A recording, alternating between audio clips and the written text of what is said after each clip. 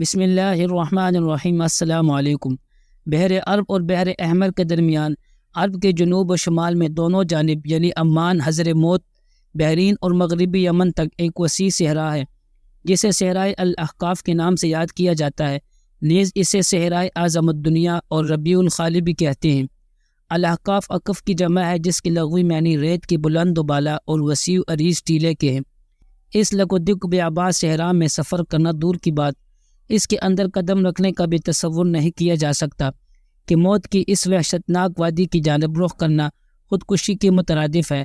یہی وجہ ہے کہ مقامی بدوؤں سے لے کر مہم جو سیاحوں تک کوئی اس صحرا کے قریب جانا پسند نہیں کرتا۔ سفید اور باریک ریت کے ہزاروں فٹ اونچے پہاڑوں میں اگر کوئی چیز پھینکی جائے تو وہ لمحوں میں غرق ہو جاتی ہے اور ریت کی سطح پر جنبش تک نہیں ہوتی۔ یہ صحرا اللہ بزرگ و برتر کی کھلی نشانیوں میں سے ہے اور اہل دنیا کے لیے جائے عبرت بھی۔ الاحقاف نامی اس بھیانک وادی کو دیکھ کر یہ گمان بھی نہیں کیا جا سکتا کہ یہ کسی زمانے میں دنیا کا سب سے زیادہ سرسبز و شاداب علاقہ تھا، جہاں بے شمار پھلوں اور پھولوں کے وسیع باغات، ٹھنڈے پانی کی چشمے، آبشاریں اور بلند و بالا عمارتیں تھیں، جس میں دنیا کی سب سے زیادہ طاقتور، مالدار اور شاندار تمدن رکھنے والی قوم عاد آباد تھی۔ یہ دنیا کے سب سے زیادہ قد آور اور زور آور انسان تھے۔ اتنے طاقتور لوگ اللہ نے پھر پیدا نہیں کیے، جیسا کہ اللہ تعالیٰ نے قرآن کریم میں فرمایا، ان جیسی کوئی قوم اور ملکوں میں پیدا نہیں کی گئی۔ حضرموت اور نجران کے درمیانے علاقے الاحقاف میں قوم عاد کے، جسے قوم ارم بھی کہا جاتا ہے، 13 قبائل آباد تھے۔ قوم عاد کے الاحقاف میں رہنے سے متعلق قرآن کریم میں اللہ تعالیٰ نے فرمایا، ہود علیہ السلام کو یاد کرو جبکہ اس نے اپنی قوم کو احقاف میں ڈرایا۔ علامہ جلال الدین سیوطی اپنی تفسیر در منشور میں تحریر کرتے ہیں کہ قوم عاد نہایت زور آور اور بہادر قوم تھی۔ یہ بت پرست تھے۔ ان کے 2 بتوں کے نام حمود اور حب بیان کیے گئے ہیں۔ ابن کثیر رحمۃ اللہ علیہ نے اپنی تفسیر میں تیسرے بت کا نام صمد بیان کیا ہے۔ طوفان نوح کے بعد قوم عاد ہی وہ قوم تھی جو سب سے پہلے کفر و شرک میں مبتلا ہو کر بتوں کی پجاری بنی۔ انہیں اپنے پتھروں کے خداؤں پر بڑا گمنڈ تھا۔ ان کی معاشی حالت تو بہت عمدہ تھی، لیکن جہالت، گمراہی، جھوٹ، بے حیائی، باطل اقوال اور فاسد خیالات نے انہیں معاشرتی طور پر تباہی کے کنارے پر پہنچا دیا تھا۔ چنانچہ کفر و شرک کے سمندر میں غرق قوم عاد کی بدعمالیاں جب اپنی آخری حدود پار کر گئی تو اللہ تعالیٰ نے انہی میں سے اپنے ایک نیک بندے حضرت ہود علیہ السلام کو پیغمبر بنا کر مبعوث فرمایا۔ چنانچہ قرآن کریم میں اللہ تعالیٰ کا ارشاد ہے، اور ہم نے قوم عاد کی طرف ان کے بھائی ہود کو بھیجا۔ انہوں نے کہا، بھائیو، اللہ ہی کی عبادت کرو، اس کے سوا تمہارا کوئی معبود نہیں، کیا تم ڈرتے نہیں؟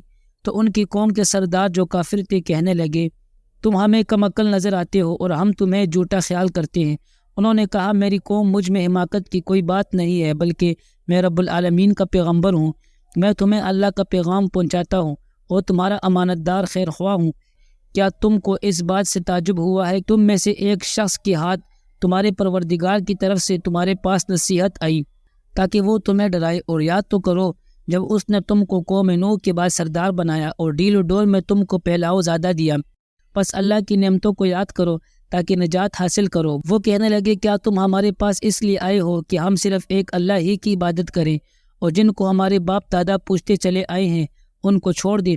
پس اگر تم سچے ہو تو ہم کو جس عذاب کی دھمکی دیتے ہو اس کو ہمارے پاس لے آؤ۔ ہود علیہ السلام نے کہا، تمہارے پروردگار کی طرف سے تم پر عذاب اور غضب کا نازل ہونا مقرر ہو چکا ہے۔ کیا تم مجھ سے ایسے ناموں کے بارے میں جھگڑتے ہو جو تم نے اور تمہارے باپ دادا نے اپنی طرف سے رکھ لیے ہیں، جن کی اللہ نے کوئی سند نازل نہیں کی؟ تو تم بھی انتظار کرو، میں بھی تمہارے ساتھ انتظار کرتا ہوں۔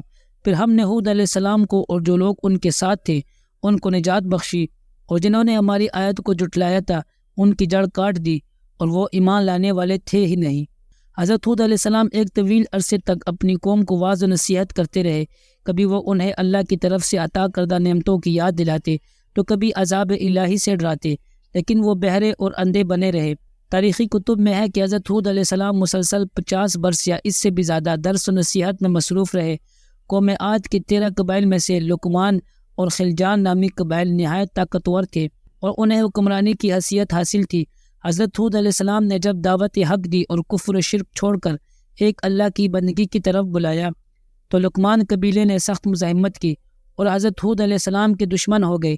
اس کے برعکس دوسرے قبیلے خلجان نے حضرت ہود علیہ السلام کی باتوں پر غور و خوض کیا اور ان میں سے اکثر جلد ہی آپ علیہ السلام کی دعوت کو قبول کر کے ایمان لے آئے۔ حضرت ہود علیہ السلام نے اپنی قوم کو راہ حق پر گامزن کرنے کی ہر ممکن کوشش کی، مگر قوم نے ان کی دعوت قبول کرنے سے انکار کر دیا، تو بالآخر انہوں نے بارگاہ الہی میں مدد کے لیے دست دعا دراز کیے۔ اللہ تعالیٰ نے اپنے نبی کی دعا قبول فرمائی اور قوم عاد پر عذاب کی ابتدا ہو گئی۔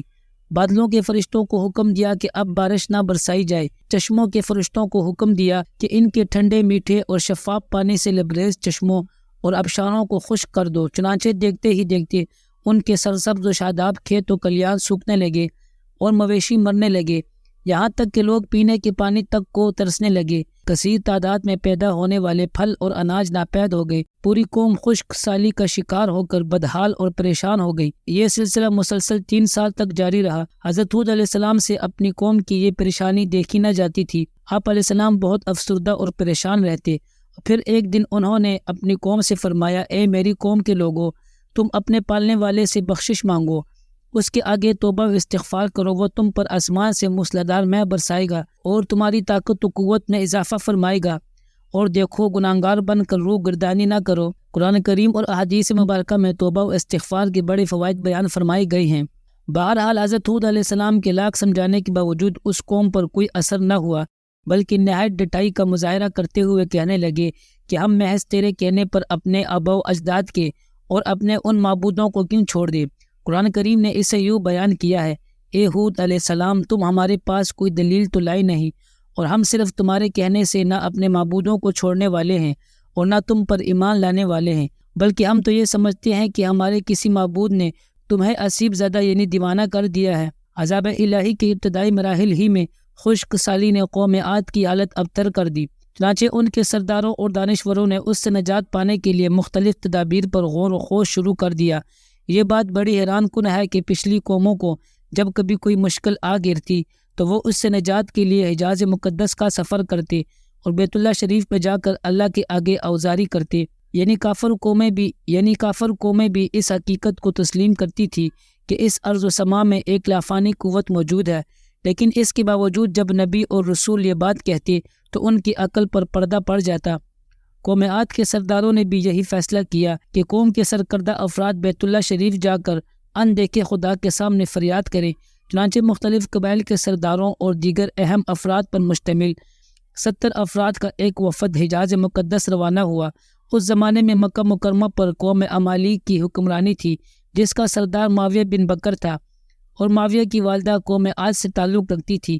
ویسے بھی معاویہ بن بکر قوم عاد کی شان و شوکت سے بڑا مرعوب تھا، چنانچہ اس نے وفد کی بڑی خاطر مدارت کی اور اسے بڑے عزت و احترام سے اپنے یہاں ٹھہرایا۔ طبری کی روایت ہے کہ اس وفد میں 2 افراد مرشد بن سعد اور لقمان بن لکیم صاحب ایمان اور حضرت ہود علیہ السلام کے پیروکار تھے۔ غالباً ان کا تعلق قبیلہ خلجان سے ہوگا۔ ان دونوں کے علاوہ باقی سب کافر اور بت پرست تھے۔ معاویہ نے ان کے اعزاز میں رقص و سرود کے محافل کا اہتمام کیا اور تقریباً 1 ماہ تک یہ لوگ اپنے آنے کا مقصد فراموش کر کے عیش و عشرت اور شراب و شباب کی محافل میں مدہوش رہے۔ جب ان کا قیام طویل ہو گیا تو معاویہ بن بکر کو ان کے واپس جانے کی فکر لاحق ہوئی۔ کافی سوچ بچار کے بعد اس نے ناچنے گانے والیوں کے ذریعے چند اشعار کی صورت میں انہیں ان کے آنے کے مقصد کی یاد دہانی کروائی، جس پر وفد کو ہوش آیا۔ تاریخی کتب میں درج ہے کہ اس موقع پر وفد میں شامل مرشد اور لقمان نے ایک بار پھر انہیں سمجھانے کی کوشش کی کہ جو کچھ حضرت ہود علیہ السلام کہتے ہیں اس پر ایمان لے آؤ، لیکن وہ نہ مانے۔ وفد بیت اللہ شریف گیا اور بارش کی دعائیں مانگنی شروع کر دی۔ ابھی تھوڑی ہی دیر گزری تھی کہ اللہ تعالیٰ نے آسمان پر 3 رنگوں کے بادل بھیج دیے، جن میں ایک سفید تھا، دوسرا سیاہ اور تیسرا سرخ۔ اس کے ساتھ ہی آسمانوں سے ندائے غیب آئی، اپنے اور اپنے قوم کے لیے ان تینوں میں سے کسی ایک کو پسند کر لو۔ چنانچہ وفد نے سوچ بچار کے بعد سیاہ بادل کو اپنے لیے پسند کر لیا، جس کے ساتھ ہی سرخ اور سفید ٹکڑے آسمان سے غائب ہو گئے اور ابر سیاہ آہستہ آہستہ آسمان پر چھانے لگا۔ وہ لوگ اپنی دعا کی قبولیت پر بڑے خوش تھے اور سمجھتے تھے کہ اب خشک سالی ختم ہو جائے گی، چنانچہ پوری قوم نے خوشیاں منانی شروع کر دی۔ لیکن حضرت ہود علیہ السلام سمجھ گئے تھے کہ یہ عذاب الہی ہے، لہٰذا انہوں نے ایک بار پھر اپنی قوم کو مخاطب کرتے ہوئے فرمایا، اے میری قوم، یہ اللہ کا عذاب ہے جو تم پر نازل ہوا چاہتا ہے۔ پھر انہوں نے اللہ تعالیٰ کا فرمان انہیں سنایا، نہیں بلکہ دراصل یہ ابر وہ عذاب ہے جس کی تم جلدی کر رہے تھے، یہ ہوا کا طوفان ہے جس میں دردناک عذاب چلا آ رہا ہے، جو اپنے رب کے حکم سے ہر چیز تباہ کر ڈالے گا۔ قرآن کریم میں ہے کہ اللہ نے تیز آندھی کا یہ عذاب 7 راتوں اور 8 دنوں تک مسلسل جاری رکھا۔ آندھی نے کسی ایک کو بھی باقی نہ چھوڑا، یہ ہر ایک کے پاس پہنچ گئی، غاروں کے اندر، پہاڑوں کی گھاٹیوں اور چوٹیوں، گروں، محلات اور قلعوں کے اندر سب کو فنا کر ڈالا۔ ابن عمر رضی اللہ عنہ سے مروی ہے کہ نبی کریم صلی اللہ علیہ وسلم نے فرمایا کہ وہ آندھی جس کے ذریعے قوم عاد ہلاک کی گئی، اللہ نے ان پر انگوٹھی جتنی جگہ کی مثل ہوا کھولی تھی، پس وہ ہوا پہلے دیہات میں گئی اور وہاں کے لوگوں اور مویشیوں اور مالوں کو اٹھایا اور آسمان و زمین کے درمیان لے گئی۔ اللہ تعالیٰ نے اس خوفناک آندھی سے حضرت ہود علیہ السلام اور ان کے ساتھیوں کو محفوظ رکھا، اور انہوں نے خطیرہ نامی ایک بستی میں پناہ لے لی جہاں عذاب ان تک نہیں پہنچا، اور وہ امن و امان سکون سے رہے۔ اللہ تعالیٰ نے قرآن کریم کی مختلف مقامات پر قوم عاد پر نازل ہونے والے عذاب کا تذکرہ فرمایا ہے تاکہ کفر و شرک اور غرور و تکبر میں مبتلا لوگوں کو تنبیہ ہو۔